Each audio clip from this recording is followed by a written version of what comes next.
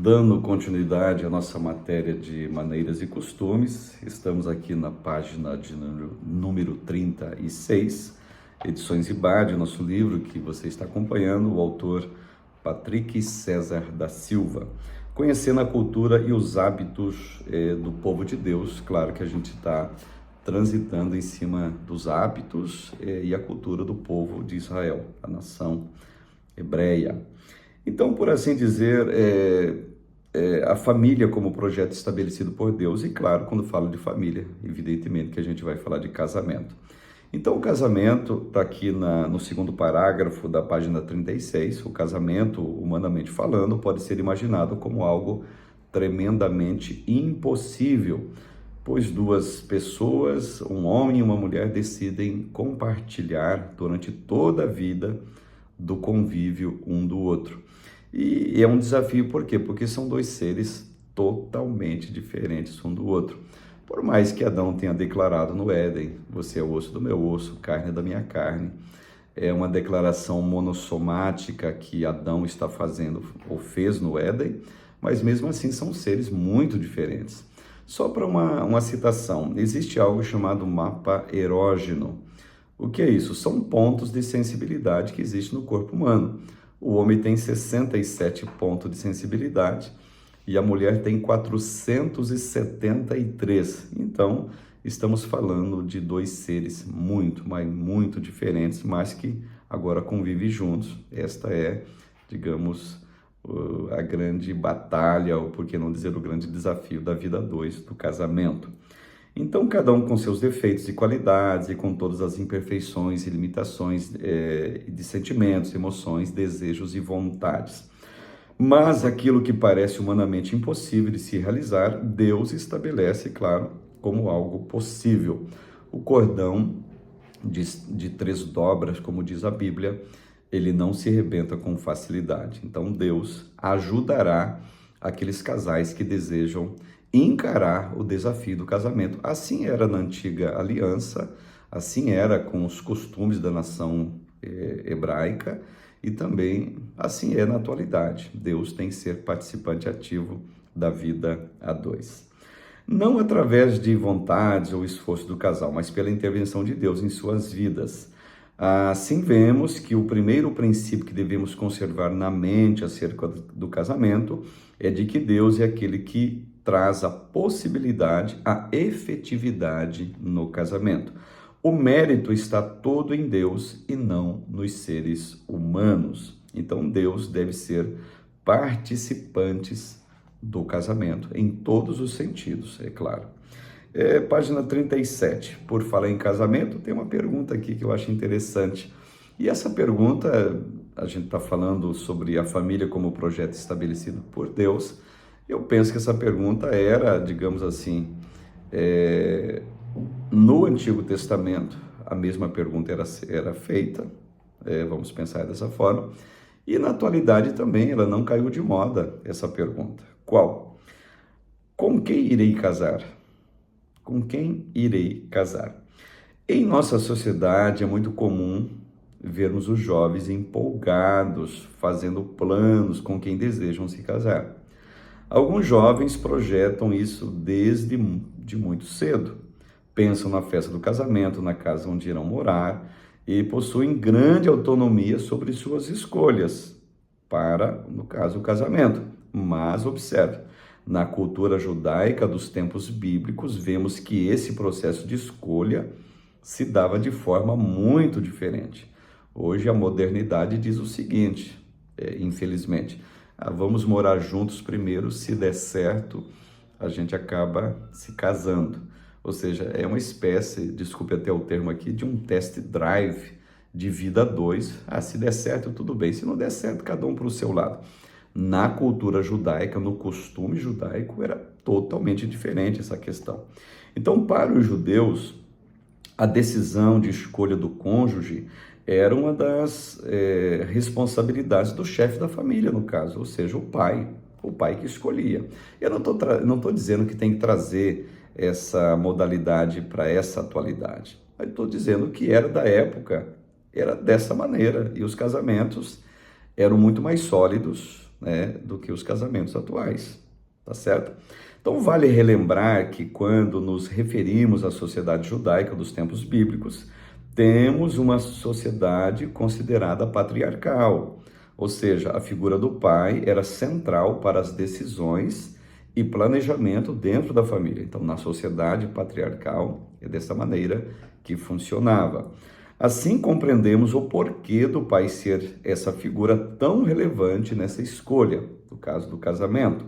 Então, essa postura do pai ganha mais significado quando entendemos que, para os homens mais velhos em Israel, os jovens não possuíam sabedoria suficiente para a escolha de um casamento bom, sendo os mais velhos encarregados para não somente treinar, como direcionar as escolhas dos jovens com quem deveriam se casar. Assim que funcionava essa figura patriarcal.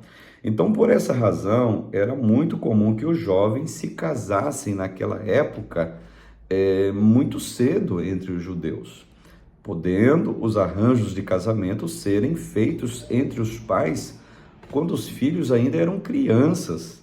Essa aí é uma faceta da sociedade patriarcal.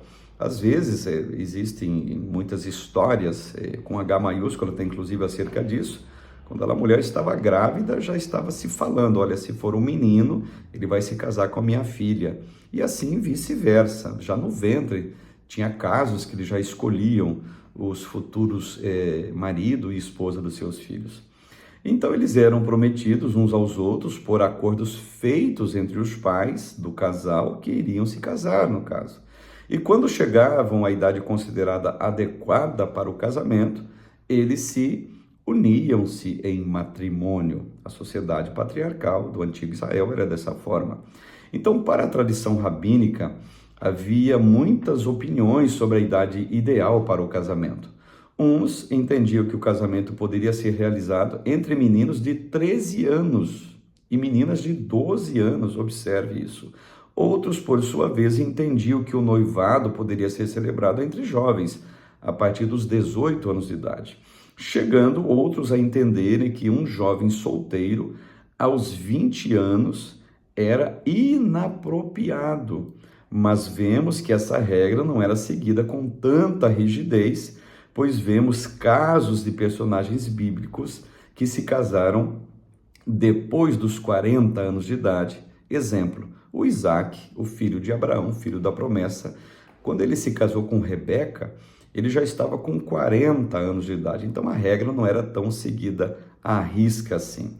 Então, por fim, vemos que dentro da cultura judaica, o casamento era realizado entre grupos familiares ou entre grupos que residiam muito próximos uns dos outros. Já no contexto do Novo Testamento, vemos que isso sofreu algumas mudanças, porém, identificamos que essa tradição do Antigo Testamento, ela permaneceu, como é percebido no caso de Isabel e Zacarias, registrado em Lucas, capítulo 1, versículo de número 5.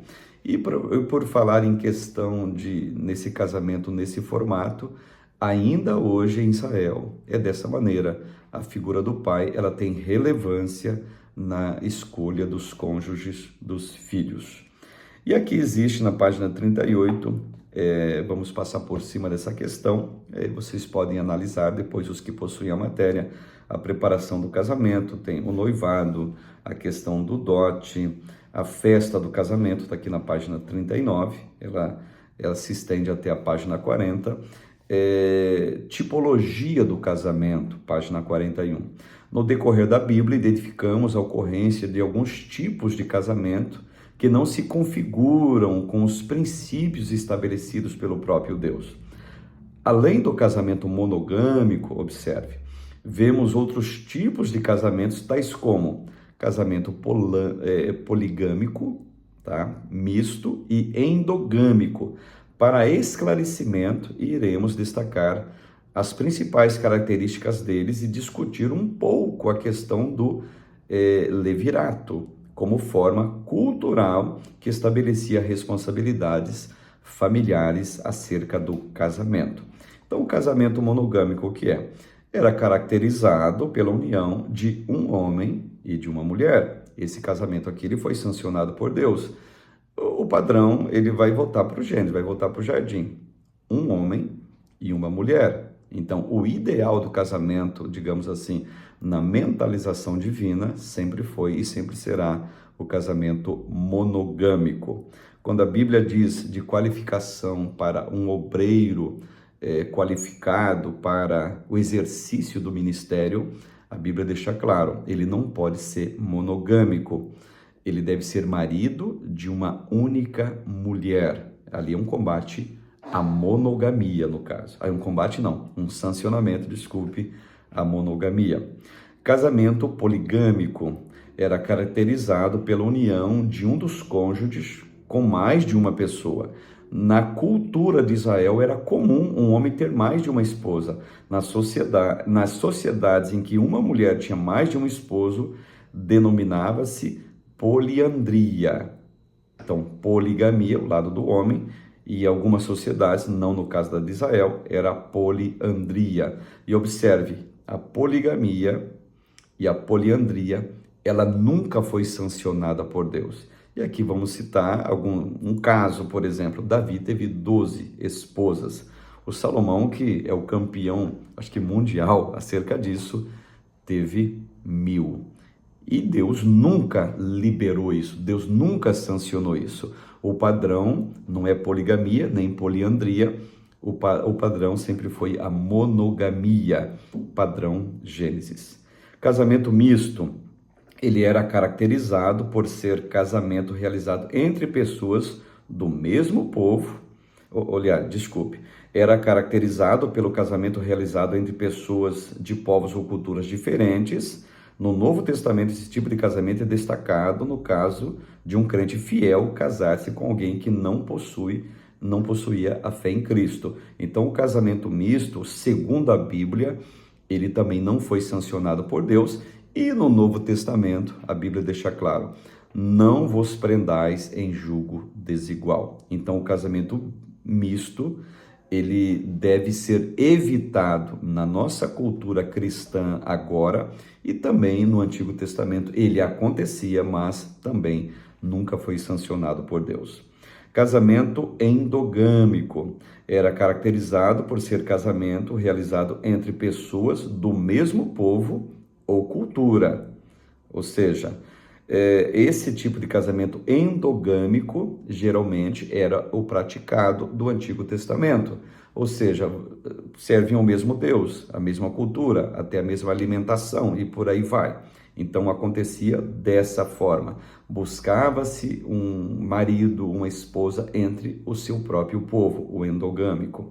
Então, por fim, vamos destacar ainda a relevância cultural e cerimonial do levirato na constituição da sociedade e manutenção das tradições familiares de Israel. O que era o levirato?